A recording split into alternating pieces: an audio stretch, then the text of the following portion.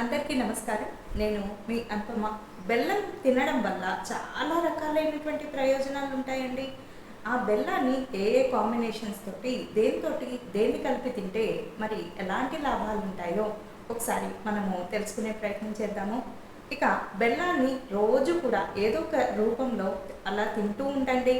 బెల్లము పల్లీలు కలిపి తింటే రక్తహీనత అనేది తగ్గిపోతూ ఉంటుంది, రక్తము పెరుగుతూ ఉంటుంది, అంటే రక్త శాతము అనేది పెరుగుతూ ఉంటుంది. అలాగే బెల్లాన్ని పసుపుతో కనుక కలిపి తింటే ఇక జ్వరం అనేది తగ్గుతూ ఉంటుంది.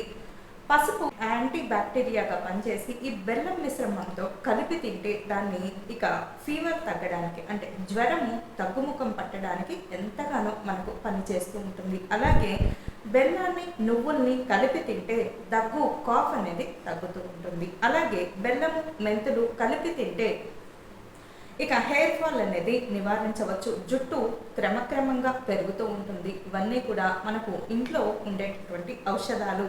రకరకాలైనటువంటి పెద్ద పెద్ద స్టోర్స్కి వెళ్ళి ఇక వేలకు వేలు, లక్షలు ఖర్చు పెడుతూ ఉంటారు. ఇలా మన వంటిల్లే మనకు వైద్యశాల.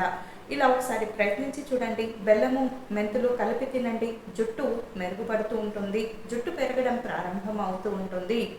అలాగే ఇంకా బెల్లము ధనియాలు కలిపి తినండి. నెలసరి, ఆడవారికి వచ్చేటటువంటి నెలసరి సమస్యలు, అలాగే అంటే సరిగ్గా రాకపోవడం, లేదా వస్తే ఎక్కువగా రావడము, ఓవర్ బ్లీడింగ్ అవ్వడం, లేదా అసలు రాకపోవడము, ఇటువంటి సమస్యలు ఉండవు. బెల్లము ధనియాలు కలిపి తినండి. ఇలా ఈ సమస్య నుంచి దూరం అవుతూ ఉంటుంది. అలాగే బెల్లము నెయ్యి కలిపి తినండి. ఇక కాన్స్టిపేషన్ లాంటి ప్రాబ్లమ్స్ మీకు ఉండవు. మలబద్ధకం అంటారు కదా, అటువంటి ప్రాబ్లమ్స్ ఏమి ఉండవు. కాబట్టి ప్రకృతి మనకు న్యాచురల్గా సహజంగా ఏవైతే ఇచ్చిందో దాన్ని మనం స్వీకరించాలి. వేలకు వేలు ఖర్చు పెట్టి అవసరం ఉన్నదానికి లేని దానికి మరి ఈ సౌందర్య సాధనాల్లో రకరకాలైనటువంటి సబ్బులు, క్రీమ్లు ఇవన్నీ ఉంటూ ఉంటాయి. అసలు వాటన్నిటినీ మించినటువంటిది మన వంటిల్లే వైద్యశాల కదా. మన వంటిల్లే వైద్యశాల, సౌందర్యశాల కూడా అదే.